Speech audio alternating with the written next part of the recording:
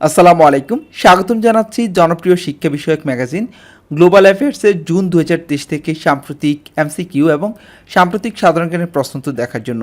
আজকের আয়োজনে 50টি অত্যন্ত গুরুত্বপূর্ণ সাম্প্রতিক এমসিকিউ থাকবে এবং 35টির মতো গুরুত্বপূর্ণ সাম্প্রতিক সাধারণ জ্ঞানের প্রশ্নোত্তর থাকবে। যারা এখনও মাই ক্লাসরুম চ্যানেলটি সাবস্ক্রাইব করেননি করুন, আর যদি এই টিউটোরিয়ালটি ভালো লাগে, যদি আমাদের আয়োজনগুলি ভালো লাগে, প্লিজ লাইক করবেন, কমেন্টস করবেন, আপনার মূল্যবান মন্তব্য আশা করছি। সাথে থাকুন, শুরু করছি। প্রথমে আমরা বাংলাদেশ বিষয়াবলী সংক্রান্ত গুরুত্বপূর্ণ প্রশ্নোত্তর দেখব। প্রথম প্রশ্নটি হচ্ছে, বর্তমানে মোট গ্যাস ক্ষেত্রের সংখ্যা কতটি? বর্তমানে বাংলাদেশে মোট গ্যাস ক্ষেত্রের সংখ্যা হচ্ছে 29টি। দেশের 29তম গ্যাস ক্ষেত্রের নাম কি?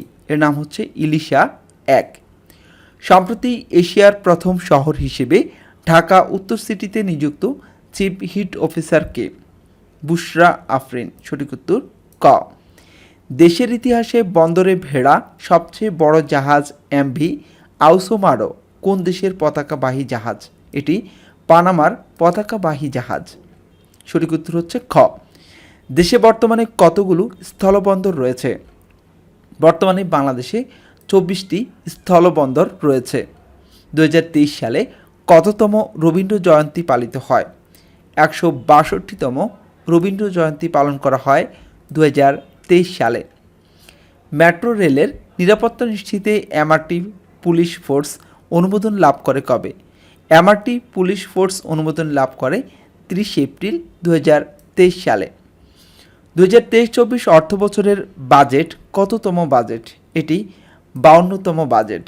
এবারে আন্তর্জাতিক বিষয়াবলী থেকে গুরুত্বপূর্ণ এমসিকিউগুলো দেখব। ব্রিটিশ রাজা তৃতীয় চার্লসের রাজ্যাভিষেক অনুষ্ঠিত হয় কবে? ব্রিটিশ রাজা তৃতীয় চার্লসের রাজ্যাভিষেক অনুষ্ঠিত হয় 6 মে 2023 সালে। ঘূর্ণিঝড় মোখা উপকূলে আঘাত হানে কবে? 14 মে 2023 সালে। ঘূর্ণিঝড় মোখা এর নামকরণ করেছে কোন দেশ? ঘূর্ণিঝড় মোখা এর নামকরণ করেছে ইয়েমেন। মোখা কোন ভাষার শব্দ? মোখা শব্দটি আরবি ভাষার শব্দ। তাতমাদো কোন দেশের সশস্ত্র বাহিনী? তাতমাদো হচ্ছে মিয়ানমারের সশস্ত্র বাহিনী। র্যাপিড সাপোর্ট ফোর্সেস সংক্ষেপে আরএসএফ কোন দেশের আধা সামরিক বাহিনী? সুদানের আধা সামরিক বাহিনী হচ্ছে আরএসএফ, সম্পূর্ণ নাম হচ্ছে র্যাপিড সাপোর্ট ফোর্সেস। হু করোনাকালীন বিশ্বব্যাপী জারি করা জরুরি অবস্থা কবে প্রত্যাহার করে? হু কর্তৃক করোনাকালীন বিশ্বব্যাপী জারি করা জরুরি অবস্থা প্রত্যাহার করা হয় 5 মে 2023 সালে। হু মাঙ্কিপক্স সংক্রান্ত বৈশ্বিক জরুরি অবস্থা তুলে নেয় কবে? 11 মে 2023 সালে। বর্তমানে বিশ্বের একমাত্র ক্যাশলেস সোসাইটির দেশ কোনটি? সুইডেন। মহাকাশে হাঁটা স্পেস ওয়াক প্রথম আরবীয় নভোচারী সুলতান আল নিয়াদি কোন দেশের নাগরিক? তিনি সংযুক্ত আরব আমিরাতের নাগরিক। সৌদি আরবের প্রথম নারী নভোচারী হিসেবে মহাকাশে যান কে? সৌদি আরবের প্রথম নারী নভোচারী হিসেবে মহাকাশে গিয়েছেন রায়ানা বার্নাবি। সঠিক উত্তর গ। মঙ্গল গ্রহের প্রথম রঙিন কোডযুক্ত মানচিত্র প্রকাশ করে কোন দেশ? চীন। শনি গ্রহের মোট উপগ্রহের সংখ্যা কতটি? শনি গ্রহের মোট উপগ্রহের সংখ্যা 145টি। সৌরজগতের বৃহত্তম গ্রহ বৃহস্পতির মোট উপগ্রহর সংখ্যা কতটি? বৃহস্পতির বর্তমান উপগ্রহের সংখ্যা 95টি। এবারে সংস্থা এবং সংগঠন সংক্রান্ত সাম্প্রতিক এমসিকিউগুলি দেখব।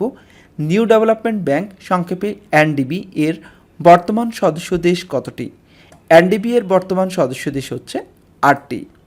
এনডিবি এর 8ম সদস্য দেশ হিসেবে যোগ দেয় কোন দেশ? মিশর। সম্প্রতি আরব লীগ কোন দেশের সদস্যপদ ফিরিয়ে দেয়? সিরিয়ার। বিশ্বব্যাংকের বর্তমান প্রেসিডেন্টের নাম কি? বিশ্বব্যাংকের বর্তমান প্রেসিডেন্টের নাম অজয় বাঙ্গা। বাংলাদেশে নিযুক্ত বিশ্বব্যাংকের কান্ট্রি ডিরেক্টর কে? বাংলাদেশে নিযুক্ত বিশ্বব্যাংকের কান্ট্রি ডিরেক্টর হচ্ছেন আবদুল্লাহ শেখ, সেনেগাল। সঠিক উত্তর ক। বাংলাদেশে নিযুক্ত জাতিসংঘের আবাসিক প্রতিনিধি গোয়েন লুইস কোন দেশের নাগরিক? গোয়েন লুইস আয়ারল্যান্ডের নাগরিক। 2023 সালে বাংলাদেশ বিশ্বব্যাংক সম্পর্কের কততম বছর পূর্তি হয়? 50 বছর। এবারে বিশ্ব জনসংখ্যার প্রতিবেদন 2023 থেকে গুরুত্বপূর্ণ এমসিকিউগুলি দেখব। বিশ্বের বর্তমান জনসংখ্যা কত? বিশ্বের বর্তমান জনসংখ্যা হচ্ছে 804,50,00,000। সঠিক উত্তর খ। জনসংখ্যায় বিশ্বের বৃহত্তম দেশ কোনটি? ভারত। বাংলাদেশের জনসংখ্যা কত? বাংলাদেশের জনসংখ্যা হচ্ছে 17,30,00,000। সঠিক উত্তর গ। মনে রাখবেন এই জরিপটি হচ্ছে বিশ্ব জনসংখ্যা প্রতিবেদন। আর আপনারা অনেকে হয়তো মনে করতে পারেন এটি ভুল না, কারণ এটি বিশ্ব জনসংখ্যা প্রতিবেদন। আর আমরা যে জনসংখ্যার তথ্য জানি সেটা হচ্ছে 16 কোটি। সেটা হচ্ছে বাংলাদেশের যে জনশুমারি হয়েছে 2022 সালে সেটা অনুযায়ী। জনসংখ্যায় বিশ্বে বাংলাদেশের অবস্থান কততম? বিশ্বে বাংলাদেশের অবস্থান 8ম। বাল্যবিবাহে দক্ষিণ এশিয়ার শীর্ষ দেশ কোনটি? বাংলাদেশ। এবারে রিপোর্ট ও সমীক্ষা সংক্রান্ত গুরুত্বপূর্ণ প্রশ্নোত্তর দেখব। বিশ্ব মুক্ত গণমাধ্যম সূচকে 180টি দেশের মধ্যে বাংলাদেশের অবস্থান কত? যদিও বলা হয় যে বাংলাদেশের গণমাধ্যমগুলি মুক্ত, অবাধ, স্বাধীন, কিন্তু আমরা দেখি যে বিশ্ব মুক্ত গণমাধ্যম সূচকে 180টি দেশের মধ্যে আমাদের অবস্থান 163তম। আর একটু হলে 180-র সেদিকে চলে যেত আর কি। যাই হোক, বিশ্বমুক্ত গণমাধ্যম সূচকে আমাদের অবস্থান 163তম।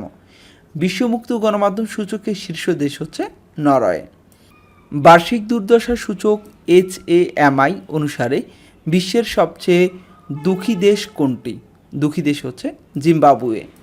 বার্ষিক দুর্দশা সূচক HAMI অনুসারে বিশ্বের সবচেয়ে সুখী দেশ কোনটি? সুখী দেশ হচ্ছে সুইজারল্যান্ড। এবারে পদক ও পুরস্কার সংক্রান্ত সাম্প্রতিক এমসিকিউগুলি দেখব। আন্তর্জাতিক বুকার পুরস্কার 2023 বিজয়ী উপন্যাসের নাম কি? এর নাম হচ্ছে টাইম শেল্টার। আন্তর্জাতিক বুকার পুরস্কার বিজয়ী উপন্যাস টাইম শেল্টারের লেখককে? টাইম শেল্টার বইটি লিখেছেন জর্জি গসপোদিনভ। সঠিক উত্তর খ।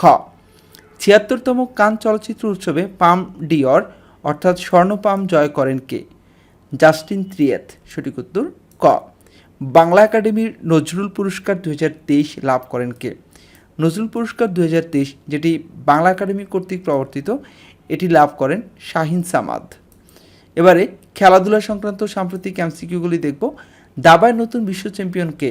দাবায় নতুন বিশ্ব চ্যাম্পিয়ন ডিং লিরেন। প্রথম ও একমাত্র বাংলাদেশি প্রতিষ্ঠান হিসাবে আর্জেন্টিনা দলের ব্র্যান্ড পার্টনার হয়েছে কোন প্রতিষ্ঠান? বিকাশ। লরাস ওয়ার্ল্ড স্পোর্টস অ্যাওয়ার্ড 2023-এ বর্ষসেরা ক্রীড়াবিদ নির্বাচিত হন কে? Lionel Messi. সঠিক উত্তর খ। লরাস ওয়ার্ল্ড স্পোর্টস অ্যাওয়ার্ড 2023-এ নির্বাচিত বর্ষসেরা দল কোনটি? দল হচ্ছে আর্জেন্টিনা। 2022 সালে উইজডেন বর্ষসেরা ক্রিকেটার নির্বাচিত হয়েছেন কে? Ben Stokes. বাংলাদেশে প্রথম দল হিসেবে টানা চতুর্থবার ফুটবল লিগ জেতার কীর্তি গড়ে কোন দল? বসুন্ধরা কিংস। এবারে সাম্প্রতিক গুরুত্বপূর্ণ প্রশ্নোত্তর দেখব। প্রথমে দেখব বাংলাদেশ বিষয়াবলী থেকে গুরুত্বপূর্ণ প্রশ্নোত্তর। প্রথম প্রশ্নটি হচ্ছে দেশের 29তম গ্যাস ক্ষেত্র কোথায় আবিষ্কৃত হয়? এটি আবিষ্কৃত হয় ভোলা জেলার পশ্চিম ইলিশা ইউনিয়নে। এটির নাম হচ্ছে ইলিশা 1। ইলিশা 1 গ্যাস ক্ষেত্রের সম্ভাব্য মজুদ কত? 200 বিলিয়ন বা 20,000 কোটি ঘনফুট। বাংলাদেশে নিযুক্ত যুক্তরাজ্যের নতুন হাই কমিশনার কে? Sarah Cook. সারাহ কুক হচ্ছেন 16তম হাই কমিশনার। 71-এর গণহত্যার স্বীকৃতি দিতে প্রস্তাব পাশ করে কোন সংস্থা? International association of genocide scholars, সংক্ষেপে IAGS। বাংলাদেশে ঘোষিত ইন্দো প্যাসিফিক রূপরেখায় মৌলিক নীতিমালা ও অভিষ্ট লক্ষ্য কতটি? মৌলিক নীতিমালা 4টি আর অভিষ্ট লক্ষ্য হচ্ছে 15টি। মে 2023 দেশে চালু হওয়া দেশের 39তম বেসরকারি টিভি চ্যানেলের নাম কি? এটির নাম হচ্ছে গ্রিন টিভি।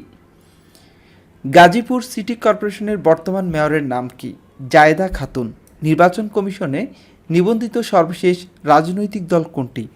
ইনসানিয়াত বিপ্লব বাংলাদেশ। বিনা ধান 25-এর উদ্ভাবককে? ডক্টর সাকিনা খানম। বর্তমানে কতটি দেশ বাংলাদেশের কৌশলগত অংশীদার? 3টি। এগুলো হচ্ছে ভারত, চীন ও জাপান।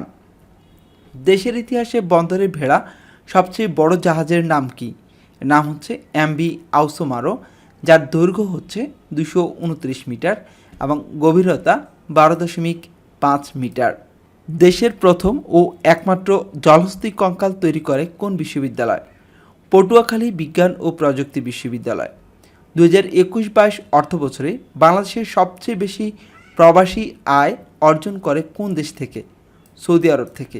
দ্বিতীয় অবস্থানে ছিল যুক্তরাষ্ট্র, যদিও বর্তমানে আজকের নিউজ হচ্ছে প্রথম অবস্থানে রয়েছে যুক্তরাষ্ট্র। দেশে মূল্যস্ফীতি নির্ধারণে নতুন ভিত্তি বছর কোনটি? 21-22 অর্থবছর। সম্প্রতি বিশ্ব স্বাস্থ্য সংস্থা হু বাংলাদেশকে কোন রোগমুক্ত ঘোষণা করে? এটি হচ্ছে লিম্ফ্যাটিক ফাইলেরিয়াসিস, যেটিকে আমরা স্থানীয় ভাষায় জানি গোদ রোগ নামে। এবারে আন্তর্জাতিক বিষয়াবলী থেকে গুরুত্বপূর্ণ প্রশ্ন উত্তর দেখব। রাজা তৃতীয় চার্লস রাজ্যাভিষেক পরানো মুকুটের নাম কি? রাজা তৃতীয় চার্লসকে রাজ্যাভিষেকের সময় যে মুকুটটি পরানো হয় সেটির নাম হচ্ছে সেন্ট এডওয়ার্ড মুকুট। এটি নির্মিত হয় 1661 সালে। সেন্ট এডওয়ার্ড মুকুটটি, যেটি রাজা তৃতীয় চার্লসকে পরানো হয়, এটি নির্মাণ করা হয় 1661 সালে। রাজা তৃতীয় চার্লসের রাজ্যাভিষেকের কোড নাম কি? এর নাম হচ্ছে অপারেশন গোল্ডেন অর্ব। জলবায়ু পরিবর্তনজনিত সংকট মোকাবেলায় এডিবির নতুন অর্থায়ন কর্মসূচির নাম কি?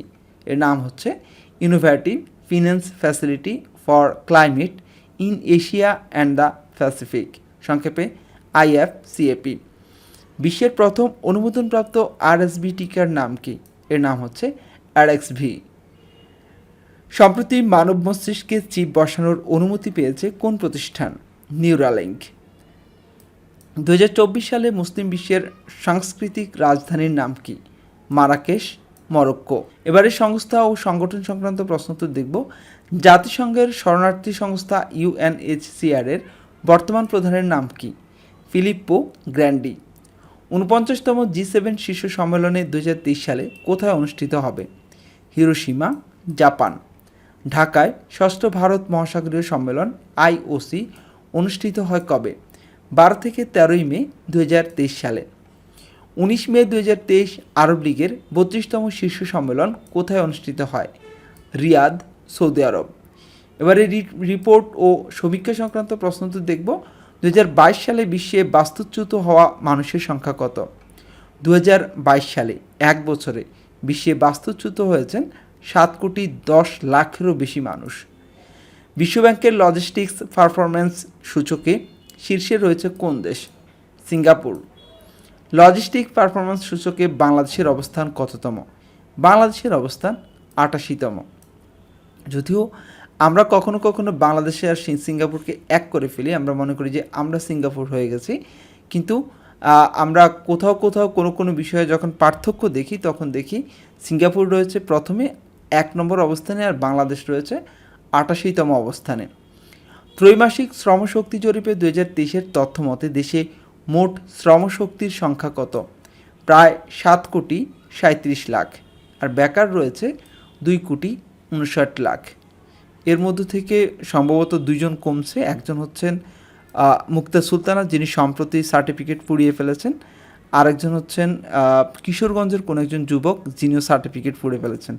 এই 2 জন কিন্তু সম্প্রতি চাকরি পেয়ে গেছে, সুতরাং 2,59,00,000 থেকে 2 জন কম থাকবে আমার ধারণা মতে। যাই হোক, আমরা এখন খেলাধুলা সংক্রান্ত প্রশ্ন তো জানবো।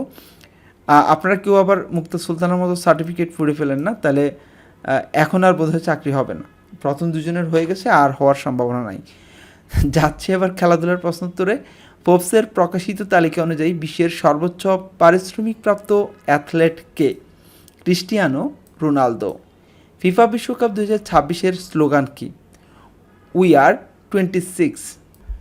আপনারা তখন দেখছিলেন গ্লোবাল অ্যাফেয়ার্স 2023-এর জুন সংখ্যা থেকে গুরুত্বপূর্ণ MCQগুলি এবং গুরুত্বপূর্ণ সাম্প্রতিক সাধারণ জ্ঞানের প্রশ্নোত্তরগুলি। আপনারা এই ধরনের টিউটোরিয়ালগুলি যদি রিটেন আকারে পেতে চান বা PDF পেতে চান, myclassroombt.com এই ওয়েবসাইটটি ভিজিট করবেন। ফেসবুকে আমাদের সাথে কানেক্ট থাকতে পারেন, myclassroom24, এটি হচ্ছে আমাদের লিঙ্ক। আজ এ পর্যন্তই। এতক্ষণ পর্যন্ত যারা আমাদের সাথে ছিলেন সবাইকে অসংখ্য ধন্যবাদ। আসসালামু আলাইকুম।